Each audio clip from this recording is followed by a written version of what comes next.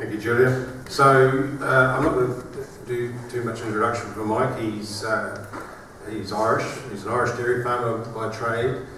He's well travelled. He tells me he's been to New Zealand about 50 times since 1972. So he's got a strong network of friends and associates throughout the country. He's also got investments in dairying in New Zealand and America, and other investments in Europe and around the world. So well travelled, articulate, although his Irish accent takes a bit to get used to, and he's never short of telling us his opinions, so don't hesitate to fire some good questions back at him. Mike, welcome.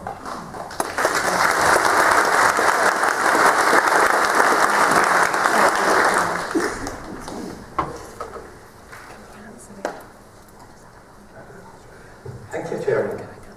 Ladies and gentlemen, it's a great privilege and a pleasure to be here today. Really delighted. The ties of friendship between New Zealand and Ireland are very, very deep. And personally, was many great friends in New Zealand. And we have a great appreciation and admiration in Ireland for your dairy industry. And we do not share the view of, that your own media seems to share. We think it's a great industry. And in particular, I'd like to express our thanks to Alison and Sharon Rain, Leonie Foster, Ken Bartlett, Paul Bird, Lanier Ryan, and Adrian Van Weistabelt, who came to Ireland and contributed hugely to that we are forever in their debt. So the ties of friendship, they are very, very deep. Now, the Pasture Summit, what's that?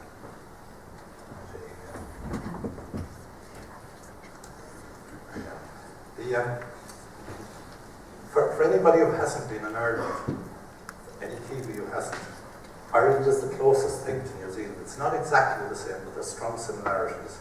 We're grass-based, low-cost, seasonal calving. About 95% of cows calve in the springtime.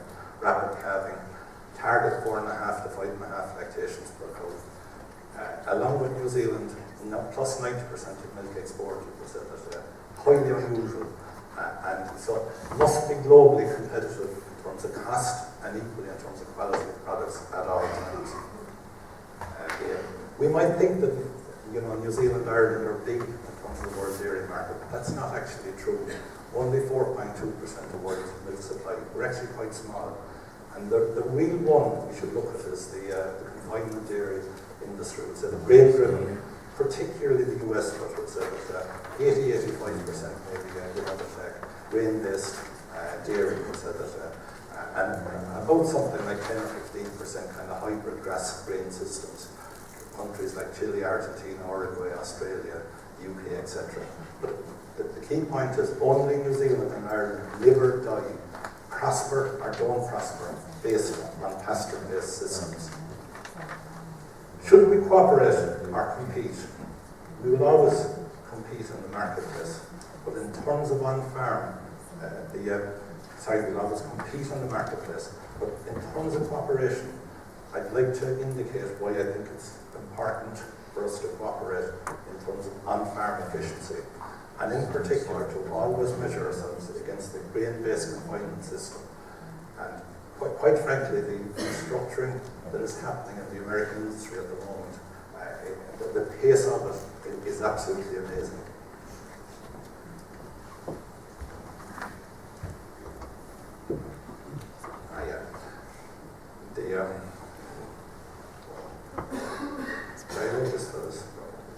Would you please?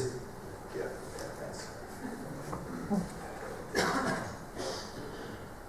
Yeah, if we look at the States and we look backwards first, amazing that the US in 1900 was 30 bushels an acre. 2017 that had gone up to 175 bushels an acre. But in terms of increasing productivity, that actually underestimates what's happening at the moment. There's about a 3% lift in productivity. And if we use the good old rule of 72, that is actually doubling in yield. We'll say that every 24 years. So 24 years if that 3% continues, instead of 175, 350 bushels an acre. How does that contrast with grass?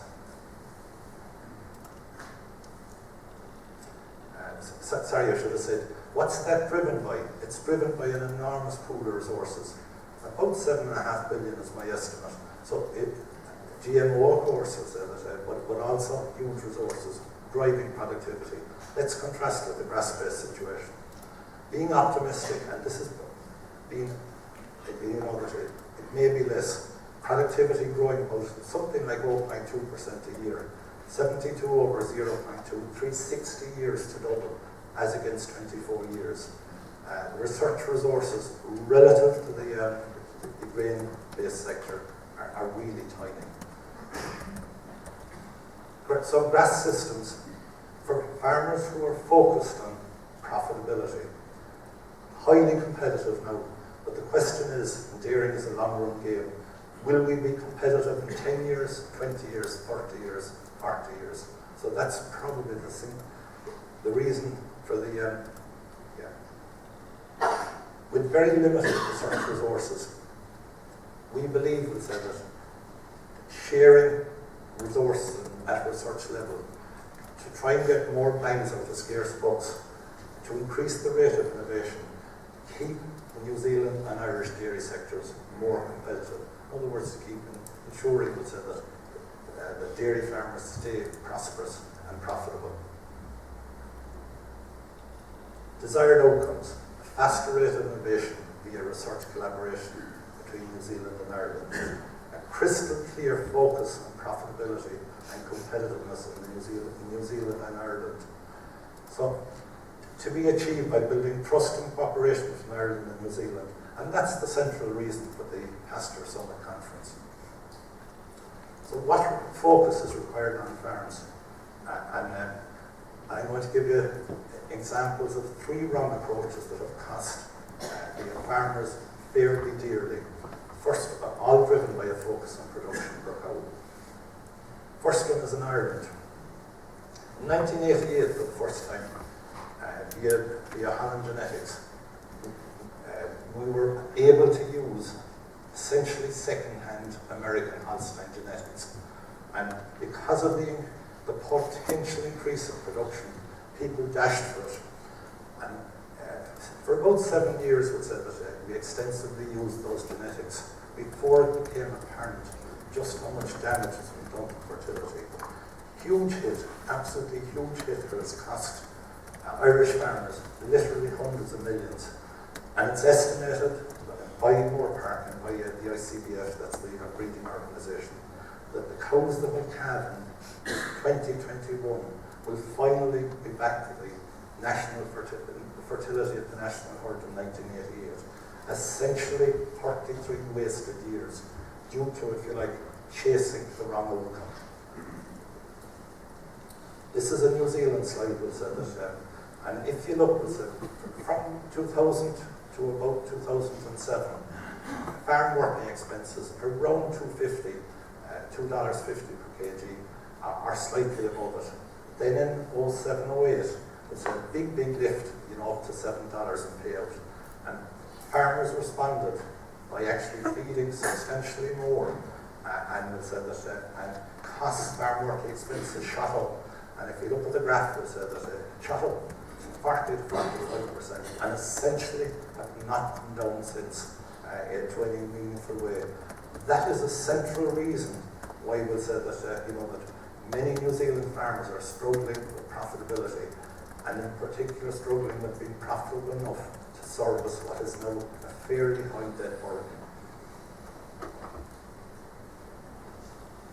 So replicate or intensify. Replicate now in the sense of get a farm up running pretty well and then move on to the next farm, or intensify. I want to very, very strongly suggest that replicating is a much better strategy, and intensifying, which is a production-driven approach, is that once you've actually sort of got to a fair level in the farm, buying in a lot more feed to increase production. And the research in both countries is pretty clear on that one. In Moorpark, Aaron Shalhoub's figures, and you can speak to him tomorrow on this. Every 10% increase in bought-in feed, it drops profits by 170 New Zealand dollars per hectare. Pretty stark finding. In New Zealand, every extra dollar in feed costs increases total costs by 164 in the Waikato and 177 in Canterbury. What's happening? Two effects really. One is what I call creeping incrementalism. You decide to feed maize, one decision, and for every dollar you feed, think of the extra costs that gradually come in. First of all, we'll say that after a while you build a silage pit, then you get a bigger tractor, then you get a shear grab, then you put a feed pad, then we'll say that you stick somewhere to actually catch the pollution effects. Then we'll say your friendly nutritionist comes in to balance the diet. And one decision eventually leads to about 10. So creeping incrementalism in terms of cost. But the other cost is actually at least as large. Once you're focused on this sort of stuff, you're losing focus on managing your grass better. So substitution inevitably occurs. And as you leave grass behind, the quality of that grass declines. So there's very strong built-in costs which were not budgeted for day one. So let's have a look in terms of correlation in profits. What explains the difference in profits per hectare between different farms and systems? And the research actually in both Ireland and New Zealand, there's extensive research, years of findings. And if we look first of all at down the bottom, yield per cow, in Ireland, only 5% of the differences in profits are explained by yield per cow. In New Zealand, 17%. So average the two of those, about 10% roughly. And yet, when you go to a discussion, what's the first thing you hear? What are the cows doing now? 2 kgs mid solids, good. 1.5 bad. You're hearing about cost, etc. We focus on the wrong thing. In comparison, it said that look at the importance of low cost as an explanation for why farmers make more or less profit. 44% in Ireland, 55% in New Zealand, an average of roughly around 50%. On average, roughly 4 or 5 times more important than yield per cow. It's a question, why do we focus on something that's less important at the expense of something that's considerably more important? And the middle one there, mid solids per hectare, is important to total agreement in the Ireland and New Zealand research on that. Because we'll say we can actually get the best of both worlds. If you grow a lot of grass, you can actually, even if your production figure per cow is not too high, between a combination of a good stocking rate based on high grass growth and utilisation, and when you multiply it up, you can actually get a fair amount of production per hectare at low cost. So opportunities on farming and extension level, a clear focus on profitability, not on production. Grow and eat more grass per hectare. Every single diagram you've ever seen stresses it's a key relationship. Capture more grass per hectare, grow and capture it, and upgrow profits. Compact calving at the right time. Good genetics, high fertility, longevity, 5 to 5.5 lactations per cow. Lawrence should do again. Dig into them and say that Lawrence estimates that it takes 1.7 lactations to pay back the cost of rearing a heifer. 90% of heifers of the herd calving in 6 weeks. A typical New Zealand herd will say that every 1% lift in 6-week calving rate is about 6,300. 10% lift 63,000. And always a strong focus on cost control. Okay. So let's just look at how valuable capturing more grass per hectare, growing it and capturing it. Both in New Zealand and Ireland, the research again is very consistent. It's about $300 a tonne depending on payout per extra tonne per hectare. So on a 200 hectare farm, going from 12 to 16 tonnes, the extra profit is $250,000 per year, every year. And we'll say that we just want to stress there, we'll say that the farmers in Ireland who've actually really focused on increasing on that focus, growing and even capturing more grass, within 4 years, typically they lift by 2 to 4 tonnes. And even in Missouri, the continental climate, Philippa Hedley and my son Niall Murphy have estimated that even that climate, an extra tonne is about the $300 per tonne mark again. Very consistent.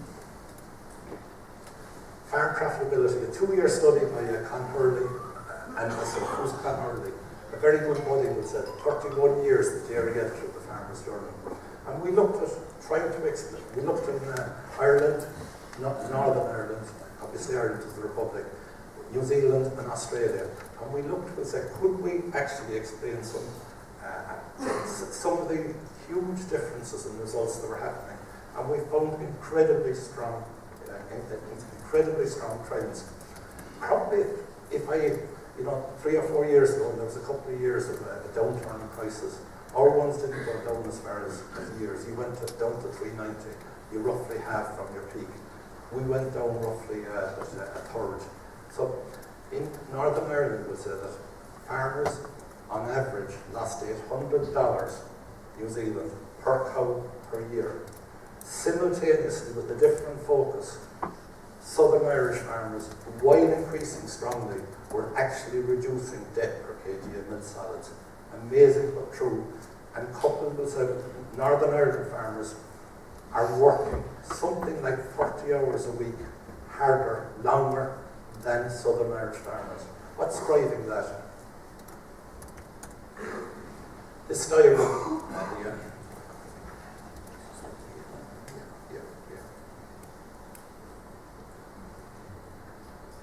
This first one, this is a diagram by Pat Dillon. He's head of research in Moore Park, but there's a similar diagram. Results from John Roach and Matthew Newman in New Zealand. So it is absolutely consistent across both. This left-hand axis, that's just cost, very high cost, coming down here to lower cost. And along the bottom, this is the percentage of what a cow eats for the whole 12 months. And in Ireland, it's roughly, crudely, about 5 tons, would say, per cow of dry matter. Our cows slightly bigger maybe than New Zealand cows. But we'll say what percentage of the total diet for the year is graze grass. And you will see, as the percentage increases, we'll say that what in Ireland would be the sweet spot of roughly 75%. Costs are coming down here. So really what happened, explaining in Ireland, that our farmers were in that sort of range, and Northern Ireland farmers were feeding more for production. They were in that kind of range. And once you actually get involved chasing production, buying more feed, you're automatically putting in more capital, more complexity, more stuff-ups, more work, more stress, more risk, less profit, less free time, and less wealth creation.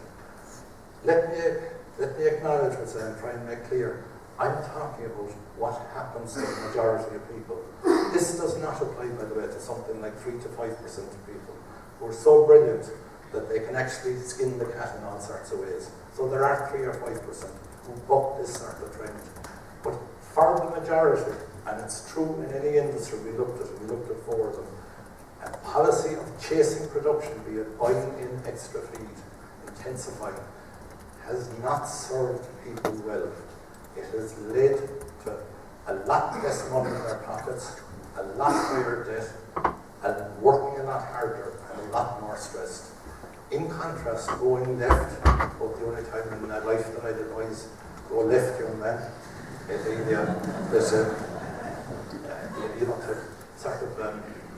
terms of grass rich, it leads to more money in people's pockets, more free time, simpler systems, much easier to replicate, and much more wealth creation. I'd even go further in terms of going the other way. There is a 3 to 5% who buck the odds on, say, one farm. But you name to me, say, 5 farmers in New Zealand who've actually gone into multiple farms, going if you like, a high input system. It is almost impossible. These systems are complex and they're bloody hard to manage. People can do it at the level of 1, and there's even 1 or 2 people, 1 in 5,000, 1 in 10,000, who can manage more, but it doesn't serve people well.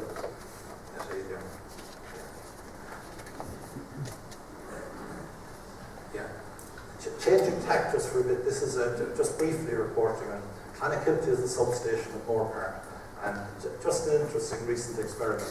Holstein Friesians have got into Grassadone, doing 81% of body weight in terms of mid-solids.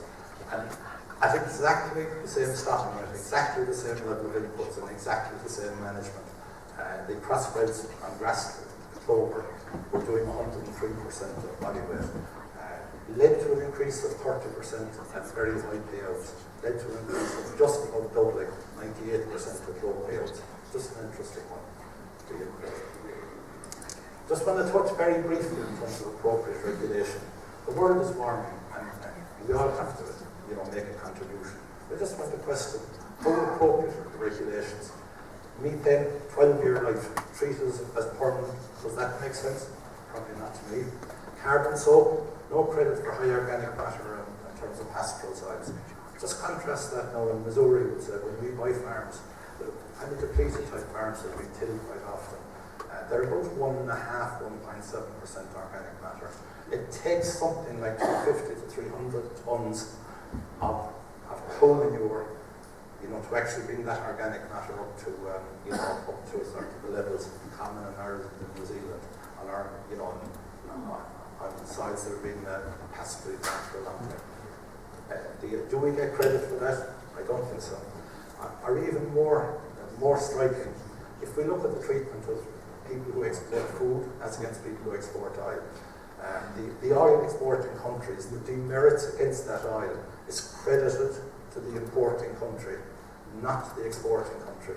In contrast, food demerits, such as Ireland, Ireland, New Zealand, which are plus 90%, it's credited to the exporting country.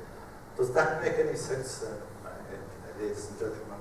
In a world where we said that it is expected to be 2 billion people more in about 30 years, I don't think it does.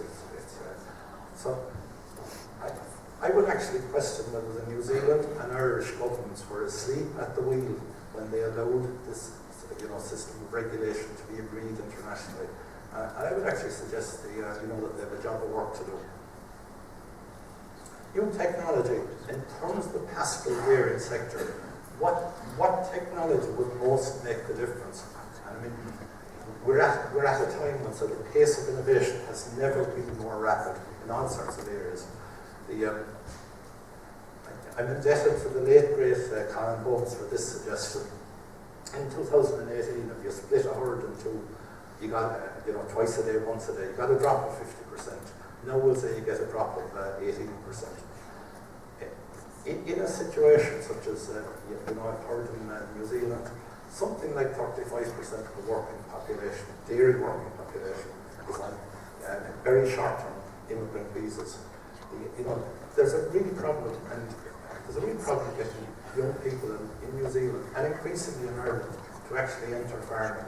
So I would actually suggest that if there was a period of intensive selection, we said that for 15 or 20 years or whatever, to actually get once-a-day cows that are only slightly less than twice-a-day cows, I think would absolutely transform the sector.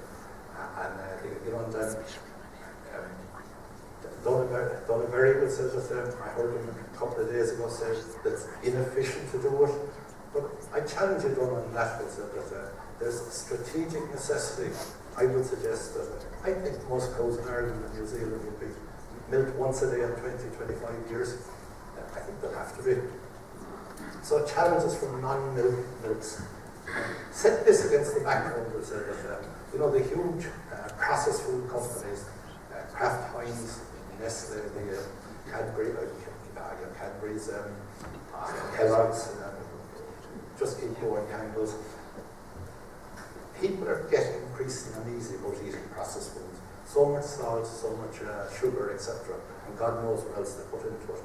People are getting more concerned, but not particularly well informed. So they're moving away from processed foods, but what they're moving to may not be sensible. And the non-dairy milks, almond, coconut, soya, rice, peas, etc., they're now 3% of milk solids sold worldwide. And I'm fairly astonished at this when I looked it up. 12% of fluid milk market, of the fluid milk market globally. And nutritional or health benefits, non-existent. but they're well marketed and promoted. And I'd actually say, ladies and gentlemen, if you have sons or daughters, we'll say, who for trendy reasons are switching this way, I caution you that doctors and nutritionists are concerned that we'll say that a problem that China is trying to move away from, osteoporosis, rickets, etc., by drinking a half litre of milk a day, the Western world may well be entering into this, and your children may well suffer, from brittle bones for say 20 or 30 years, if you actually allow them to do something that is against their long-term health interests. Grass-fed milk. We don't value grass-fed milk enough. We are producing a premium product, but we don't value it. It contains 10 nutrients which are now known to be essential to human health, and that number is rising more or less regularly every couple of years. There's 22 other ingredients, and may have health benefits now or no. It's a great story to tell. Just say, for example, CLAs, conjugated linoleic acids, very well-proven benefits in terms of your heart, anti-cancer. I learned during the week benefits in terms of anti-thrombosis.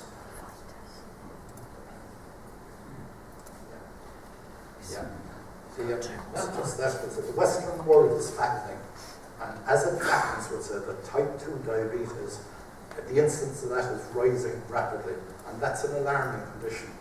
And yet, grass-fed milk, the ratio of omega-6 to omega-3, which is a key ratio, 2.3, there are huge benefits to combat obesity and type 2 diabetes.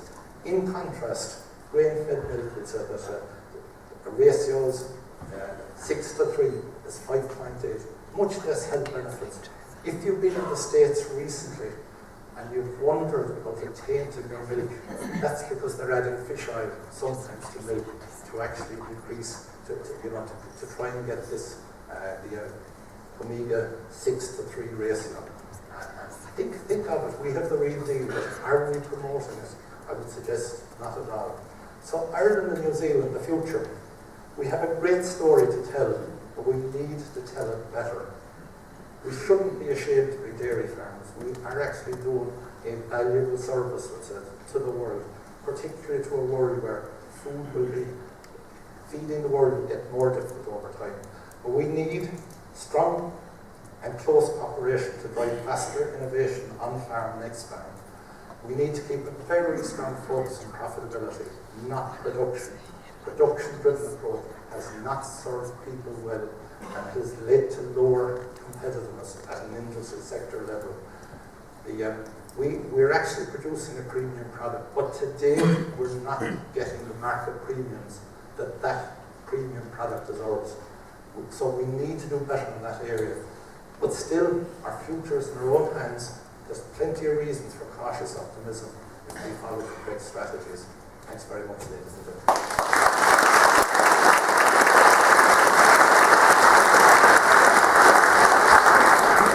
Thank you, Mike. Well, and over now. It's gentlemen out there, people. Have we got any questions? Kick us off. John. There's a bit of an issue with the industry because contract brokers are rewarded on production. There's no profitability in there. So what should we be doing about our contract broking contracts? Yeah, it's a good question. What should we be doing about contract milking and non-alignment of interest? I think we'll say that there should be, I've seen different contract rearing arrangements. In some cases, that the contract milker shares part of the cost of the feed. So there is a better alignment of interest. And I think that's, we should be encouraging contract milking or some shared milking, etc. But we need maybe to have a look at the exact contracts and to ensure that there isn't a non-alignment of interest. We've got roving mics on either side of the room, so if you do have a question, just attract your attention. The light at the back I can't quite see, but have we got any other questions out there? Gary? Gary, sure. Gary. Does it alarm you the number of grain silos that are popping up around the countryside as you travel around? I'm absolutely amazed. From the home of good grassland management, we said that to see people who say that seem to be acting against their own interests. It's probably a tribute to, if you like, the advocacy of salesmen.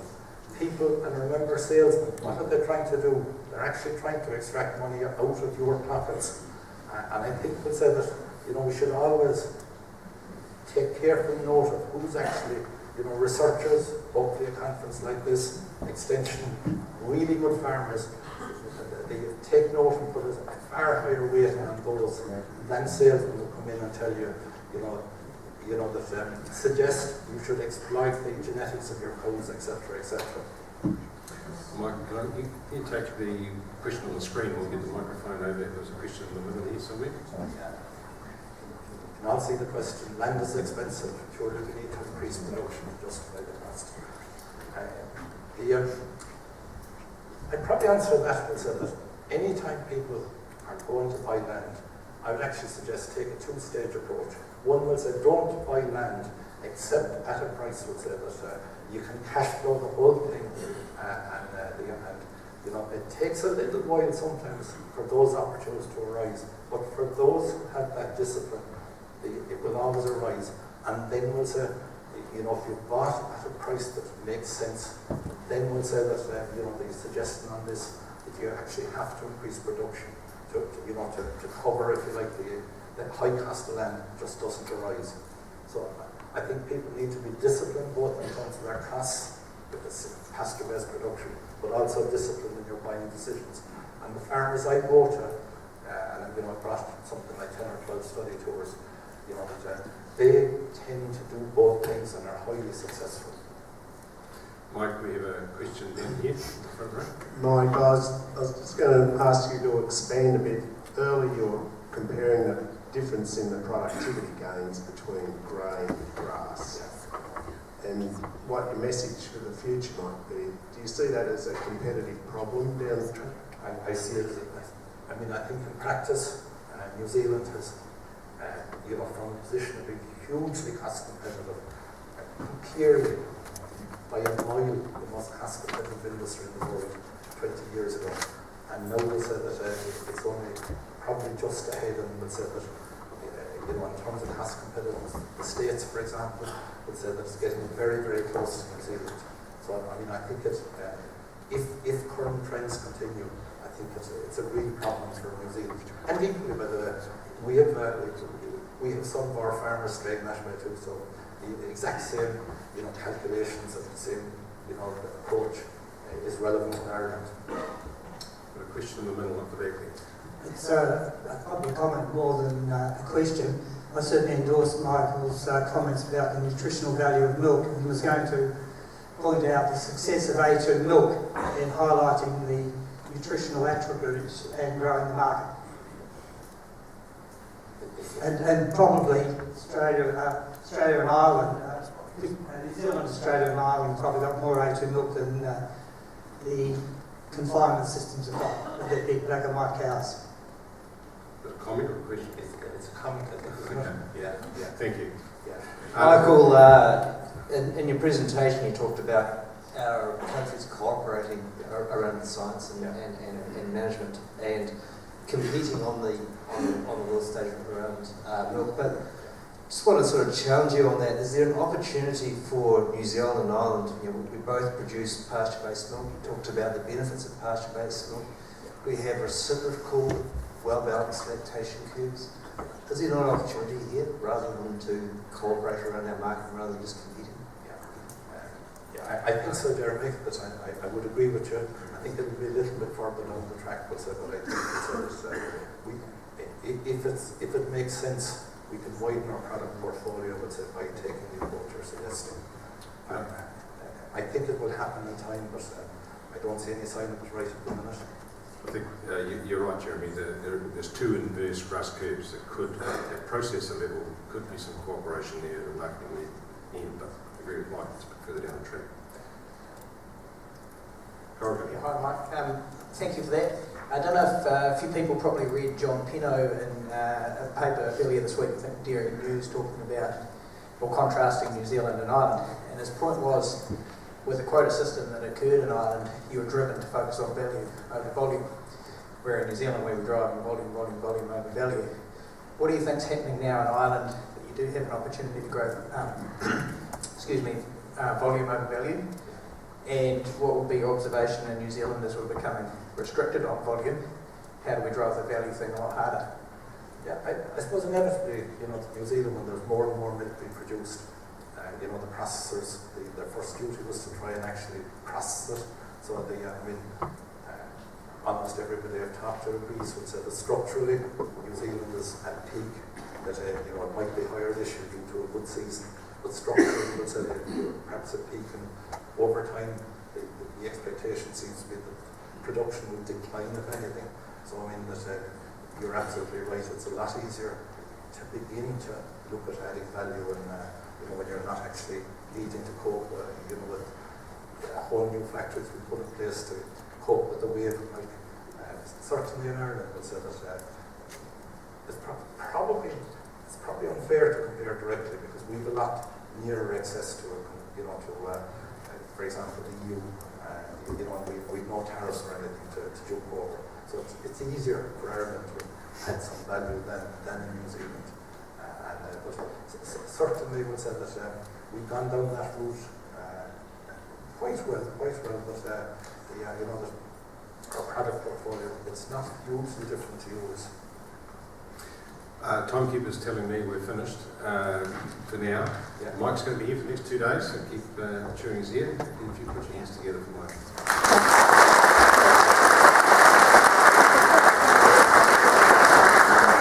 Thank you so much, Mike. It was a wonderful journey through history, but with a very visionary future lens on it. And I think it's quite rare that we get the opportunity to hear from someone that can, honours the past and where we've come from, but is able to ensure that we move into the future with great success.